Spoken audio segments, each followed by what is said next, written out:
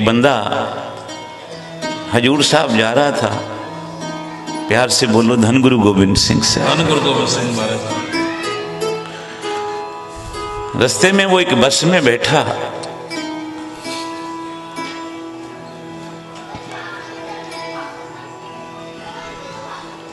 तो उस गुरसिख प्यारे ने क्या देखा, हम भी अपनी गाड़ी में आगे गुरु साहब का फोटो लगाते हैं, कई बसों में भी लगे होते हैं। तो उस गुरसिख प्यारे ने देखा कि बस में आगे ड्राइवर की सीट के ऊपर गुरु गोविंद सिंह जी का फोटो लगा है। गुरु साहब घोड़े पे बैठे। उस गुरसिख प्यारे ने देखा भाई गाड़ी चलाने वाला, बस चलाने वाला मुसलमान है, बस का ड्राइवर भी मुसलमान, कंडक्टर भी मुसलमान, बस पे फोटो लगाई है गुरु गोविंद सिंह की। उस गुरसिख के प्यारे में मन में आया शायद हो सकता है ये दोनों नौकर हों, इनका मालिक कोई सरदार हो। तो उसने कंडक्टर से पूछा, भाई बस में गुरु गोविंद सिंह की फोटो लगाई है, तुम तो मुसलमान हो, लगता है ये बस किसी सरदार जी की है। उन्हें कहा नहीं, इस बस का मालिक भी मुसलमान है, और ऐसी एक बस नहीं, उसके पास पूरी 100 बसें हैं, और सब 100 की 100 बसों में गुरु गोविंद सिंह की फोटो लगी। एक बारी प्यार से बोलो धन गुरु गोविंद सिंह। धन गुरु गोविंद सिंह। सुनने की बात, उसकी उत्सुकता जाग गई, भाई एक मुसलमान हो के गुरु गोविंद सिंह जी की फोटो लगाई, चलो एक बस में लगा ली, 2 में लगा ली, 100 बसों का मालिक है मुसलमान, रहता कहां है? उसने कहा रीवा शहर, रास्ते में रीवा शहर। उन्हें क्या भाई ठीक है, दर्शन करके वो सचखंड हजूर साहब से वापसी पे रीवा उत्थे पहुंचिया। पता उसने लिख लिया था उसके घर का, जाके उसके घर पहुंचा, उससे जाते ही पूछा, भाई मैं हजूर साहब से आया हूं, तुम्हारी बस में मैंने यात्रा की, मैंने सोचा ड्राइवर मुसलमान, कंडक्टर मुसलमान, हो सकता है इस बस का मालिक कोई सरदार जी हो।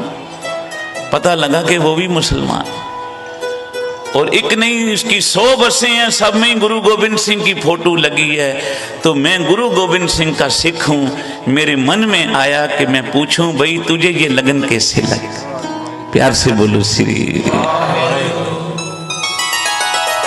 उन्हें कहा, भाई ये भेद की बात है, मैं नहीं बताऊं।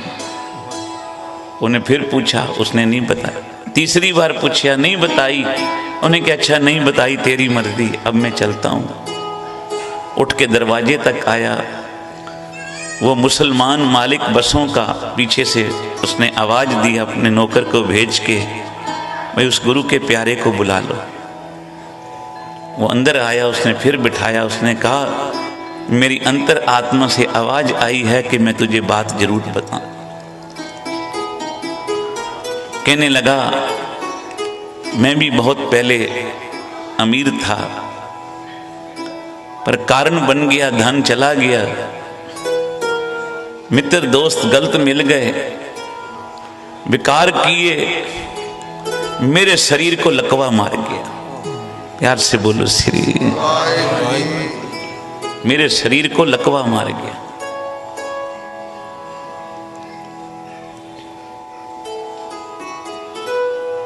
अब कुछ दिन तो मेरी घरवाली ने सेवा की, रिश्तेदार भी महीने 2 महीने सब सेवा करते हैं, फिर आते हैं ये ठीक नहीं हो सकता। कोई उनसे पूछता है क्या हाल है लाला जी का? जी ठीक है। प्यार से बोलो श्री। धीरे धीरे परिवार भी भूलता जाता है। जो कई बारी हफ्ते में आ जाते थे मिलने के लिए, पता ये हो तो बीमारी रहता है, क्या मिलने जाए। धीरे धीरे उसका छूट गया। जिस वेले छूट गया, कोई घर का मेंबर, कोई रिश्तेदार नेड़े न लगे, शरीर को लकवा है, बिस्तरे में ही क्रिया करता है। साथ संगत दिन रात ये रोता है, मैंने बुरे कर्म किए, उनका फल मिल रहा है। प्यार से बोलो श्री। बोला किसी को दोष क्यों देते हो, दोष तो तुम्हारे कर्मों का है। दोष कर्म आपन, जो मैं किया सो मैं पाया। कहने लगा जहां मैं रहता था रोज वहां के आगे से नांदेड़ की तरफ संगत जाया करती थी, गुरु गोविंद सिंह जी की जय जयकार करती थी। धन गुरु गोविंद सिंह, धन गुरु गोविंद सिंह बाजा वालिया, धन गुरु गोविंद सिंह नीले वालिया, धन गुरु गोविंद सिंह कलगियां वालिया। प्यार से बोलो श्री। कहते मैं रोज सुनता था।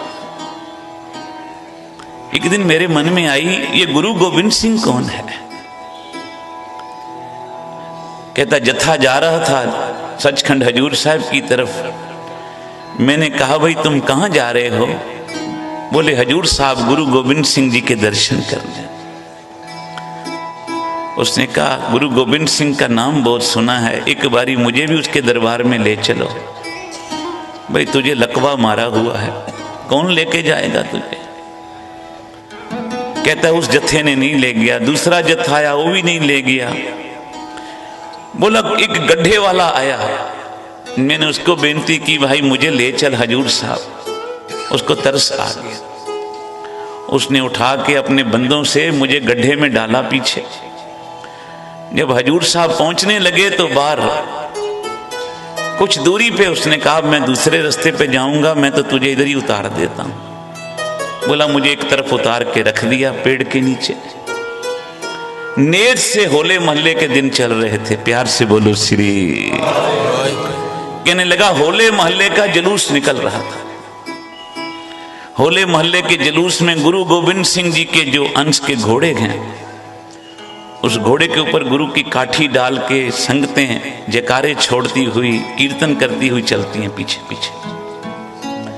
नगर कीर्तन ऐसा किसी ने सचखंड हजूर साहब में देखा हो तो उसको जरूर पता हो। प्यार से बोलो श्री।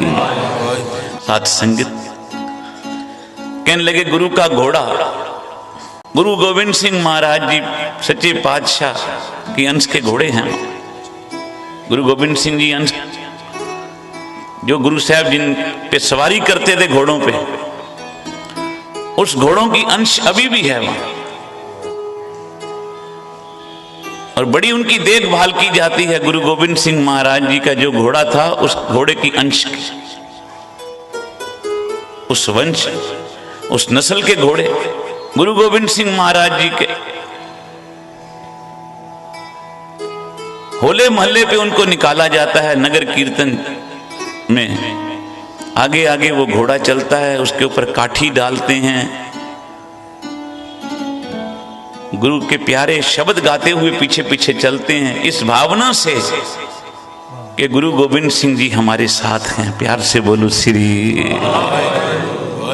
सो सतगुरु प्यारा मेरे नाल है, जिथे किथे मैनू ले चल।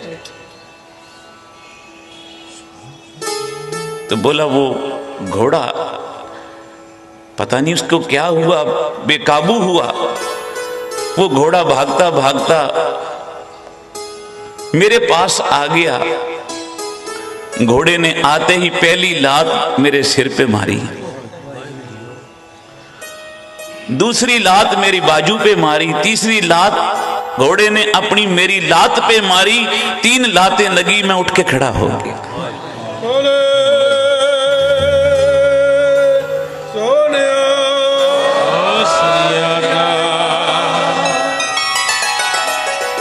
भावना की बात है, सिद्ध की बात है, भरोसे की बात है। गुरु क्या नहीं कर सकता। महाराज जी कहते थे गुरु नानक देता कुत्तियां विच भी करामात है। वो तो गुरु का घोड़ा है। बोला 3 लातें मुझे लगी, मेरे शरीर में जो रक्त रुक गया था लकवे का वो रक्त चल पड़ा, पता नहीं। मैं उठ खड़ा हुआ, पीछे से वो गुरु के सिंह आ गए भागते हुए, भाई घोड़ा कहाँ है? जब आए तो वो घोड़ा मेरे पास खड़ा था, मैं भी ठीक ठाक सावधान खड़ा था। मैंने सारी बात उनको बताई। मैं उन सत्संग के सारी संगत के साथ मैं भी सचखंड हजूर साहब गया। उस गुरु के दरबार में, गुरु गोविंद सिंह जी के दरबार में नतमस्तक हुआ जाके और कहा, हे गुरु गोविंद सिंह सच्चे पातशाह, यहां दुनिया के सब लोगों ने मेरा साथ छोड़ दिया, तूने मेरी बांह पकड़ लिया।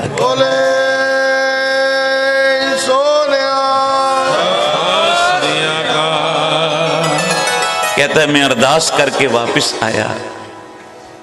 थोड़ी जो मेरे पास पूंजी थी, कुछ मैंने अपने दोस्तों से पूंजी उधारी ली, कुछ बैंक लोन लिया, मैंने पहली बस डाली। कहता है एक बस डाली, दूजी डाली, तीजी डाली, आज मेरे पास पूरी 100 बसें हैं। और रीवा का मुसलमान बोलता है, अब मैं गुरु गोविंद सिंह की फोटो ना लगाऊं तो किसकी लगाऊं? और मैंने घोड़े पे चढ़े हुए इसलिए लगाई है क्योंकि घोड़े ने आके मुझे ठुंड मारी थी, लात मारी थी कि हे कलगियां वाले आ, जिसको तेरी लात भी पड़ जाएगी ना उसका भी जन्म मरण सवर जाएगा। तेरे अंदर इतनी बख्शिश है, तो ये गुर झिड़के तो मीठा लागे। बात यहां से चल रही थी, ये गुरु झिड़क भी देगा तब भी कल्याण हो जाएगा। ये बख्शे तो तुद बड़ी आई, ये बख्श देवे तो क्या बात है। पर उसकी झिड़क में भी हमारी भलाई है, वो दुख भी देवे तो उसमें सुख माने। प्यार से बोलो श्री वाहिगुरु जी।